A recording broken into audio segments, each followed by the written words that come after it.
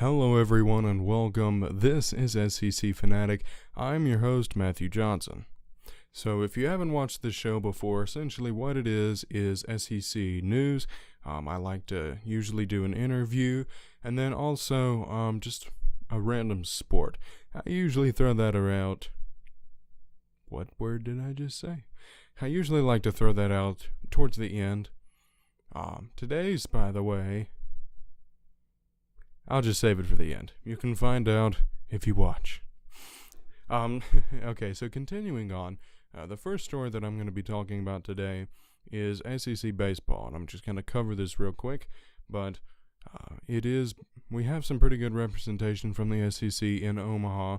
This is for the College World Series, for those of you who don't know what I'm talking about. We have Florida, Mississippi State, and Arkansas, who will all be playing in the College World Series. Mississippi State will be the closest game for those of you who like to watch. They'll be playing Washington on Saturday. So check out secsports.com for more information. They have the complete bracket for those of you who like to check out baseball.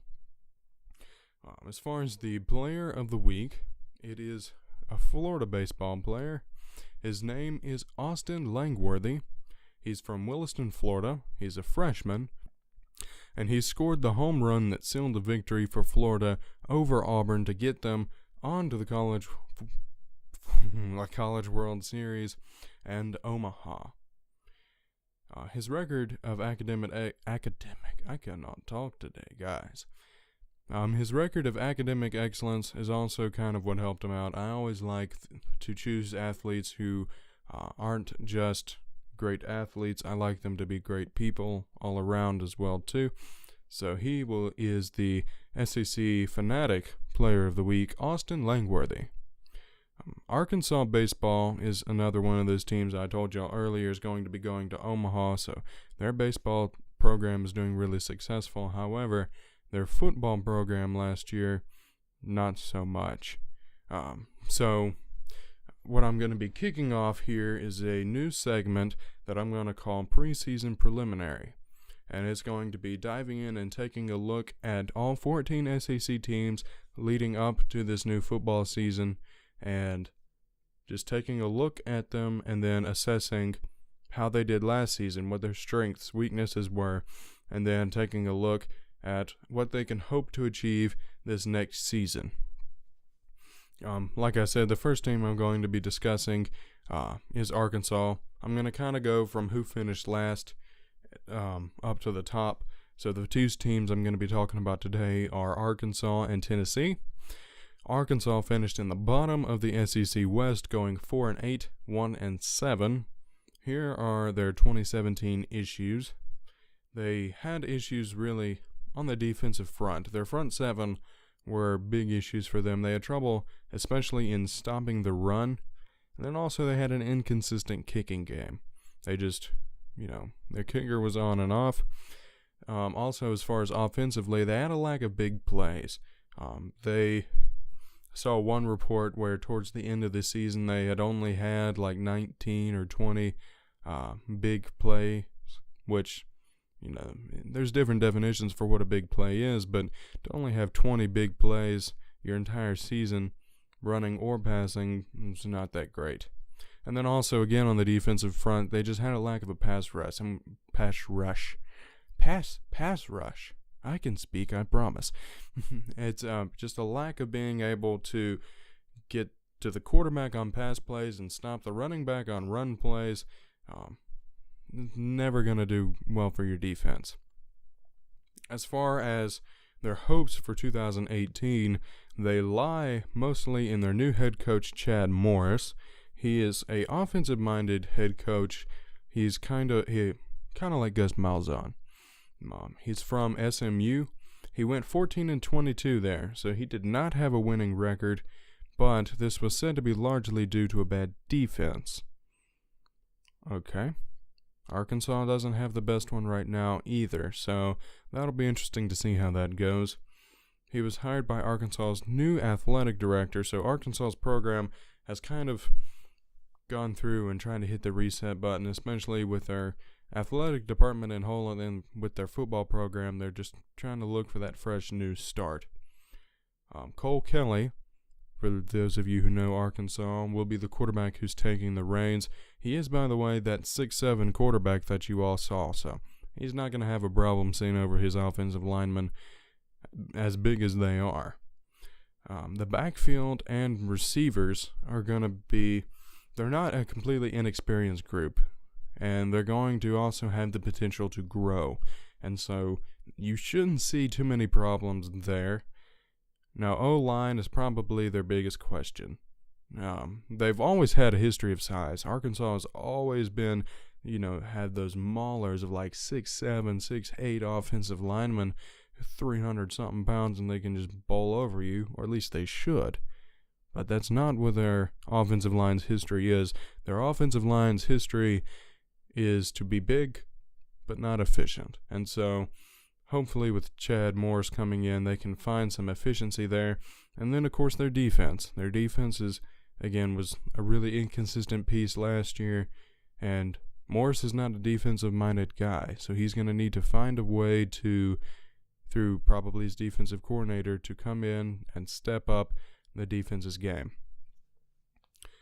As far as predictions go, I'm using 247sports.com, using their 2018 season prediction. Now, this isn't my personal prediction. Again, this is 247sports.com. This is their prediction for Arkansas. I'll be doing my season prediction towards the start of football in week 1. But they predict Arkansas to go 7-5 with wins over Eastern Illinois, Colorado State, North Texas, Ole Miss, Tulsa, and Vanderbilt. Let me make sure that's everybody. Oh, no. Also, key important, they predict an LSU upset. So that key to that 7-5 is they predict a big upset over LSU. With losses to Auburn, Texas A&M, Alabama, Mississippi State, and Missouri. So, if you agree or disagree with that, let me know down in the comments. If you don't care, then oh well. You've probably moved on from this by now. Okay, so moving on to Tennessee. Moving on to Tennessee, they went 4-8 last year, 0-8 in the SEC.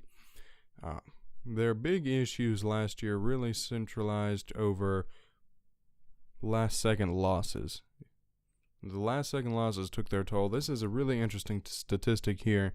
That's why I keep glancing down. I'm kind of shocked by this statistic. They lost their games by a combined total of 15 points. All of their games. By a combined total of 15 points. And I mean, that's just shocking that out of all your games, if you compile the difference in those games up, you lose by 15 points. I mean, if you play, 14 games in a season? I think it's 14 games in a season. 12, 14. I mean, you're talking just about a point difference, maybe a little more, per game. That's just crazy. But, and so, yeah, when you have that close of games and you keep losing those close games, then yeah, that is going to take your toll on you emotionally. As far as 2018 hopes, with Jones being fired, he was hired at Alabama, and Jeremy Pruitt was hired from Alabama and is now at Tennessee. And so Jeremy Pruitt is just trying to calm down the hurt, obviously, in Tennessee last year. Shouldn't bump the mic. But last year in Tennessee, there was a lot of hurt and controversy last year. And so he's just trying to start anew with this program, as he likes to describe it, put a fresh coat of paint on this Tennessee program. The 2018 season prediction that I have for Tennessee is from TennesseeTruth.com or 10truth.com. They predict them to go 6-6, with wins over Eastern Tennessee State, UTEP, Charlotte, Kentucky, Missouri, and Vanderbilt, and with losses to West Virginia, Florida, Georgia, Auburn, Alabama, and South Carolina. And here's what's going to be particularly rough for Tennessee is that Florida through South Carolina is all back-to-back. So you are going to have Florida, Georgia, Auburn, Alabama, and South Carolina all within that short time span, back-to-back. And that's going to be rough on this Tennessee squad that's just trying to look to find a way to rebuild.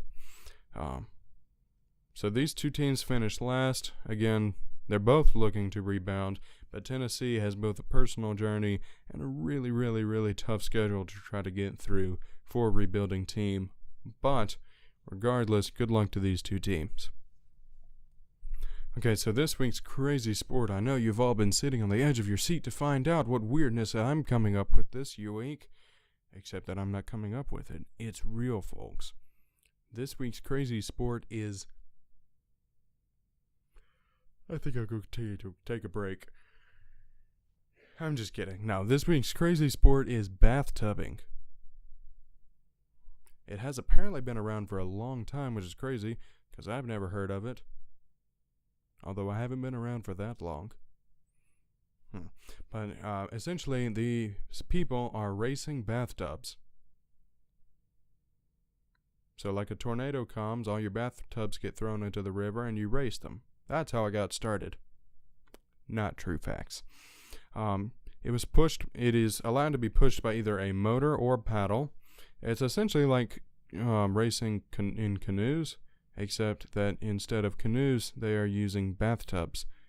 Because I don't know why. You can race them individually. You can do a multi-bathtub race, or if you're really good, you can do some synchronized bathtubing. Because that's what I want to do when I grow up. I want to be a synchronized bathtubber. Comment below if you would like to try it. For once, I feel like this is a sport that I can actually try. Oh, crap. Dang it. I can't fit in a bathtub. Never mind, I guess I can't do this. Maybe individual racing. I don't know. I don't think you can really paddle a bathtub with your feet hanging out. I don't think that makes it more aerodynamic or anything. Oh well, I guess I'll have to still be searching for another one of these sports I can actually do. But while I do that, thank you guys for watching. I'll go ahead and wrap this up. This has been SEC Fanatic.